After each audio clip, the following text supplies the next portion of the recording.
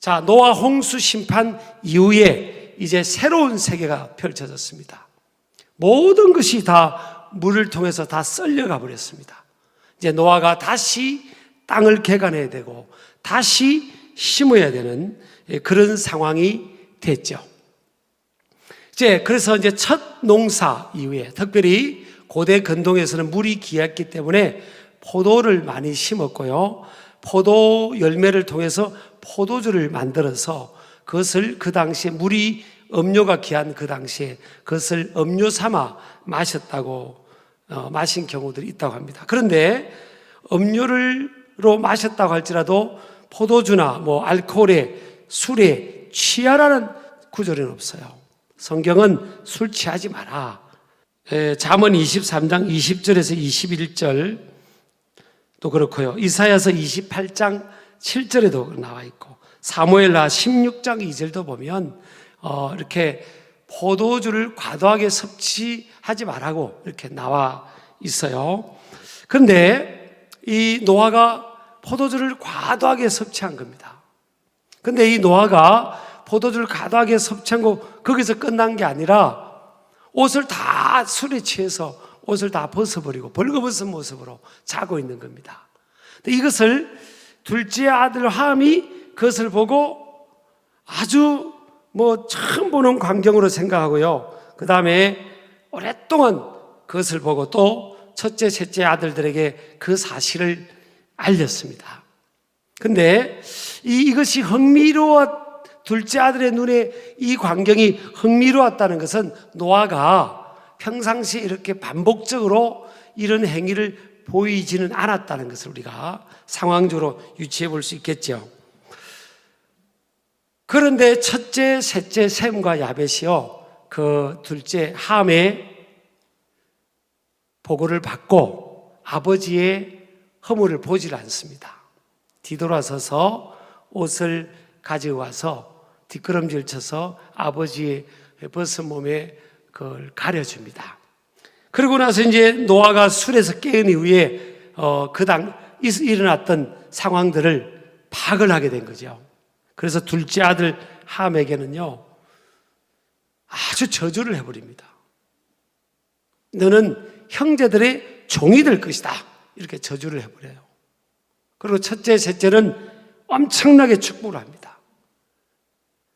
그리고 또 그대로 아버지의 축복대로 그렇게 되어버렸어요. 그래서 우리가 생각하는 것은요, 이 부모의 영향력입니다. 영향력. 또 부모를 통한 자녀가 받을 영향력. 부모의 영향력은요, 오늘 보니까 부모의 말, 이 노아의 말이 자녀들에게 그대로 이루어져 버린 겁니다. 자녀들의 미래. 사실 여러분, 아무리 그랬다 할지라도 부모는 저주를 하면 안 되는 거잖아요. 이게 인간의 연약함이거든요. 그런데 그 말이 자녀의 삶의 미래에 그대로 이루어져 버렸다는 거예요. 그래서 민수기 14장 28절도 하나님이 우리가 한 말을 하나님이 듣고 그대로 시행한다고 했으니까 우리가 여러분 자녀들에게 마음을 잘 다스려서 축복의 말을 해야 됩니다. 지금 부족해도 너는 하나님 앞에 복을 받을 거야. 너는 머리가 될 거야.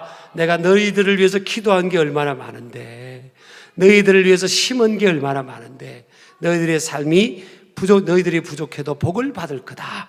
이렇게 복 있는 삶이 될 거다. 언젠가는 믿음도 갖게 될 것이다.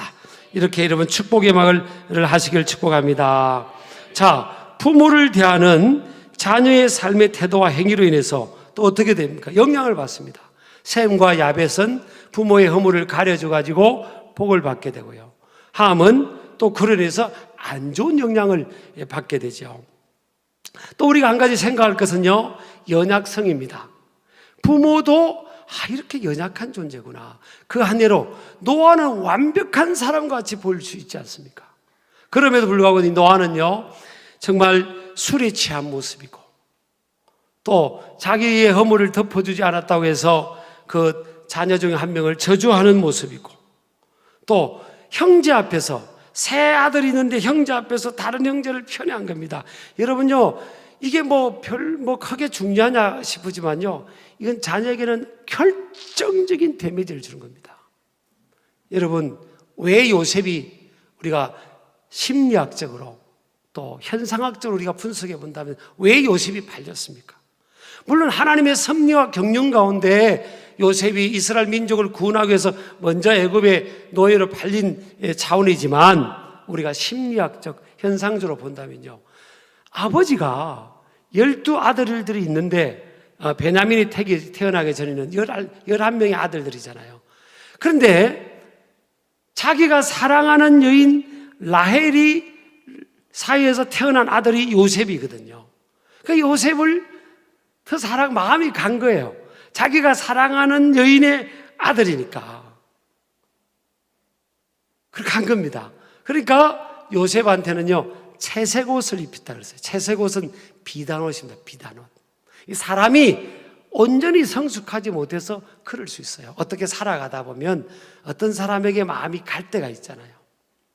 근데 그거를 밖으로 요셉을 향해서 이 야곱이 되라고 표출하니까 나중에 자식 대해서는 어떻게 됩니까? 지금 10명의 아들들이 똘똘 뭉쳐서 그 요셉을 죽이려고 합니다. 자기 동생을 죽이려고 한다니까요.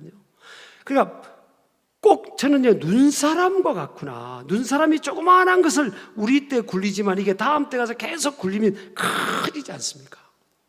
그러니까 부모는요, 절대 우리 결심해야 됩니다. 편애하면 안 됩니다. 편애하고 싶은 마음이 있으면 요 안에 꼭 숨겨두세요. 그걸 표현하지 말고 똑같이 대해주려고 노력해야 됩니다. 또 그런 게 있잖아요. 미운 자식한테 뭐 하나 더 준다고요? 떡 하나 더 준다는 말 있잖아요. 그게 지혜입니다. 우리 선조들의 지혜입니다. 왜? 미우니까 떡 하나 더 주니까 얘가 상처가 좀 치유되면서 이 편애받지 않는다는 이런 생각을 갖는 게 참 그 지혜로운 말이잖아요.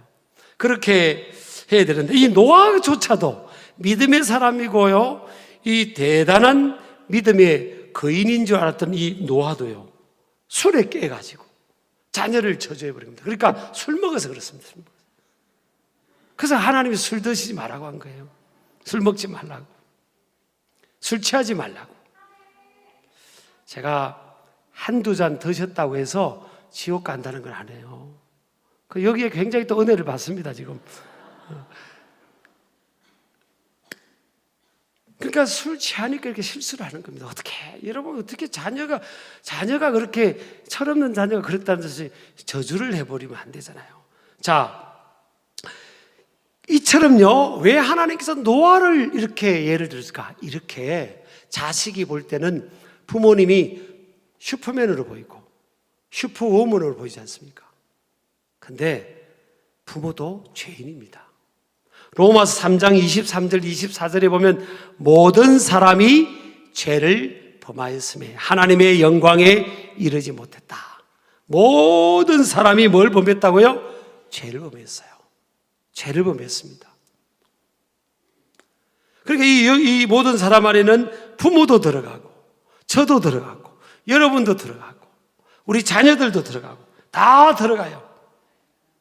우리는 하나님의 영광에 이르지 못했다. 기준 미달이라 이런 뜻이에요. 우리는 하나님 보실 때 다 기준 미달이에요. 근데 어린아이들의 눈에 볼 때는요, 부모는 영웅인 거죠, 영웅. 부모는 모든 걸 다 할 수 있는 것 같은 그런 착각 속에 어릴 때부터 자랐지 않습니까? 그리고 부모는 계속 필요를 채워주니까 의당 그렇게 끊임없이 평생 할 수 있다고 생각하잖아요. 근데 부모도 죄인입니다. 로마서 3장 10절에 보면 의인은 없나니 하나도 없다. 노아가 완벽해서 죄가 없어서 의인이 아니에요. 아까 말씀처럼 하나님의 눈동자 안에는 He found the favor in the eyes of the Lord. 하나님의 눈동자 안에 있는 뭘 봤다고요? 은혜를 보았다는 겁니다. 발견했다는 거예요. 그러니까 믿음으로 노아도 끊임없이 자신의 죄와 허물들을 용서받으면서 살아왔다는 겁니다. 믿으시기 바랍니다. 부모도요, 용서받은 죄인이다. 그렇게 믿으시기 바랍니다. 또 하나는 부모의 삶의 에너지는 한계가 있습니다. 자, 노아를 보세요. 노아의 삶이 굉장히 치열했습니다. 노아의 삶은 전쟁과 같은 삶이었어요. 120년간, 어떤 학자들은 7, 80년이라고 하는 학자도 있지만 일반적으로 120년 정도로 하는데 그 방주를 제작했습니다. 이건 120년이 뭡니까? 신앙적으로도 외로웠고요. 사회적으로도 고립되었습니다. 배를 짓고 있으니까 그 오랜 시간 동안 배를 짓고 있는데 사람들이 그걸 알아줬습니까? 이해를 못했습니다. 오히려 노아가 이런 줄 알았어요. 제정신이 아닌 줄 알았어요. 그 사람도 미쳤다 이렇게 생각했지 않겠어요? 마킹, 영어로 마킹, 조롱의 대상이었어요. 그래서요, 노아가요, 사실은 이렇게 보면 말도 안 되는데 이런 실수를 하고 한 이걸 보면 노아가 내면이 지쳐있고 겉은 멀쩡한데 내면이 지쳐있고 조화가 깨어져 있고, 그러니까 이런 연약한 모습이 밖으로 드러났다고 볼 수 있습니다. 저는 이제 오늘 기도하면서 7대 자녀 계명을 제가 만들어 봤어요. 부모 극복을 위한. 제가 왜 부모 공경이라고 하지 않고 극복이라는가 하면요, 부모는, 자녀 입장에서 부모는 극복해야 될 겁니다. 아니, 이겨야 될 극복이 아니라 부모와 자식 간의 관계에 있어서 이 부모가 자식으로 인해서 받은 상처보다는요, 자녀가 부모로 인해서 받은 상처가 훨씬 커요. 부모가 잘못해주는 게 아니라 자녀가 그만큼 그릇이 덜 돼서 그런 겁니다. 이 그릇이 덜 된 자녀도 나중에 부모 입장이 되면요, 또 부모가 살아온 것처럼 그 부모 역할을 위해서 희생하게 되거든요. 그래서 부모와의 오랫동안 살아오면서 그 얽혀있던 그런 상처든 상흔이든 이런 것들을 극복하는 7대 계명. 왜 이걸 그러면 극복해야 될까? 여러분, 하나님은 부모가 바르게 살아간 것을 통해서 자녀에게도 그 복을 준다고 약속하고 있지만, 자녀가 부모를 네가 어떻게 대우하고 대하느냐에 따라서 내가 복을 주겠다고 하나님께서 약속하고 있잖아요. 그래서 첫 번째로요, 1계명, 부모 공경은 자신의 삶에 대한 축복으로 귀결됨을 알라.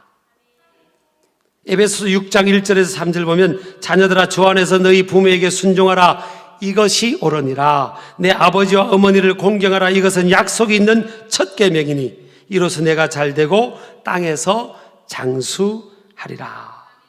자, 부모 공경은 뭐라고요? 최고의 공이라는 겁니다. 공이. 옳다잖아요. 이것이 옳으니라. 옳은 일이란 거예요. 최고의 공이. 부모 공경이 최고의 답이에요. 답. 공입니다. 성경이 말씀하고 있어요. 또 두 번째, 부모 공경은 약속이 있는 뭐라고요? 첫 계명이래요. 계명. 10계명 중에서 보면요, 너를 축복하겠다는 그 계명은요, 부모 공경밖에 없어요. 부모 공경이 약속이 있는, 무슨 약속이죠? 하나님께서 우리를 축복하시겠다는 약속입니다. 그것의 첫 번째 계명이 뭐냐? 부모 공경입니다. 그러면 어떤 약속이 있어요? 어떤 축복이 약속이 있죠?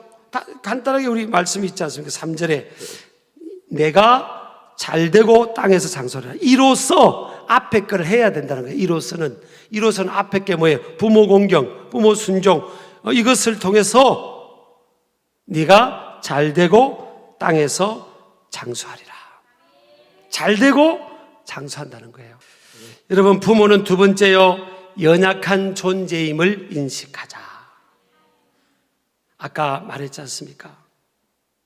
아까 우리 노아, 여러분, 에너지가 고갈이 되고 정서가 고갈이 되니까 노아도 자녀한테 저주가 나오고요, 술에 취해가지고 일탈이 나오고 그렇지 않습니까?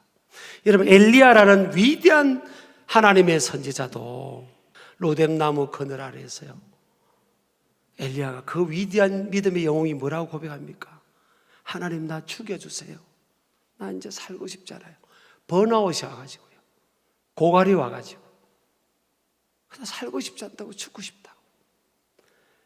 그럼 우리 하나님께서 이놈이 선지자쯤 돼가지고 죽고 싶다고 말하면 되냐? 죽고 싶다고 말하면 되냐? 정신 차리라! 하나님이 절대 그렇게 안 들었습니다. 하나님은요, 굉장히 섬세하게 다룹니다. 그러니까 엘리야를 일단 뭐예요? 재웁니다. 지쳐 있으니까. 푹 재웁니다. 여자분들 남자 좀 재우세요. 푹 재웁니다. 이 신체적 에너지가 올라올 수 있도록. 그리고 나서요, 우리 하나님께서 엘리야에게 좋은 음식으로 육체를 공급합니다. 먹입니다. 또 그리고 나서 또 재웁니다. 또 먹이에요. 반복을 하면서 엘리야가 기력을 찾고요. 그때 하나님의 음성을 들려줍니다. 세미한 음성을. 그때 엘리야가 하나님의 음성을 듣고 기운을 차립니다. 그리고 그 다음 구절에 우리가 40주야를 40낮밤을 달려가도 지치지 않습니다. 이게 사람이에요. 사람은요, 에너지가 한계가 있어요. 열정도 한계가 있어요. 사람이요, 무한한 존재가 아니에요. 부모님도 무한한 존재가 아니에요. 이러면 영적 지도자인 저도 우리 이 땅에 있는 많은 사람들이 왜 많이 무너지는지 아십니까? 영적 지도자들도 그냥 이런 어느 수준도 번아웃이고 그 상태로 방치해버리니까 그냥 문제가 생겨버린 거예요.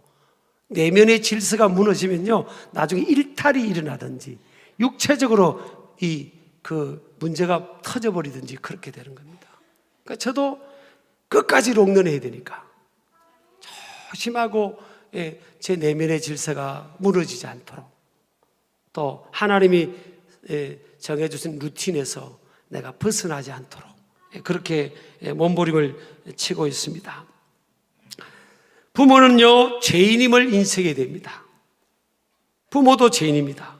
네 번째, 부모의 허물과 민낯을 보지 않으려는 태도와 노력을 경조해야 됩니다.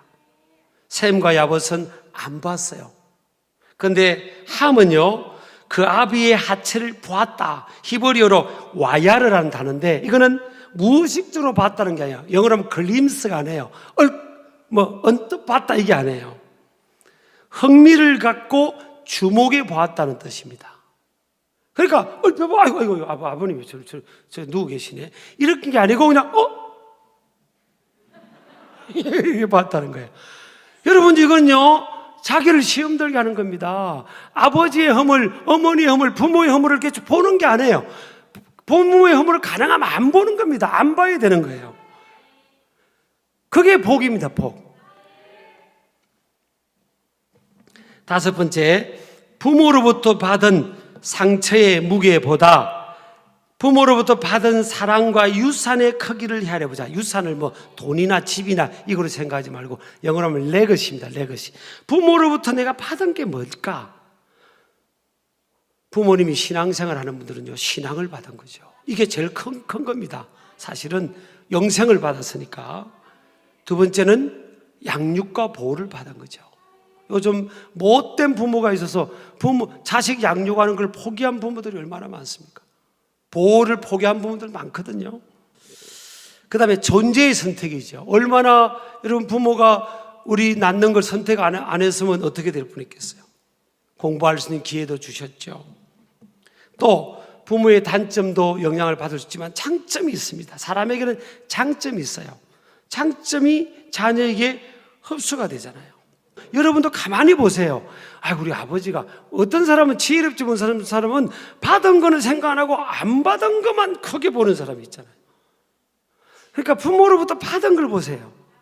그걸 헤아려 보면요, 꽤 많습니다.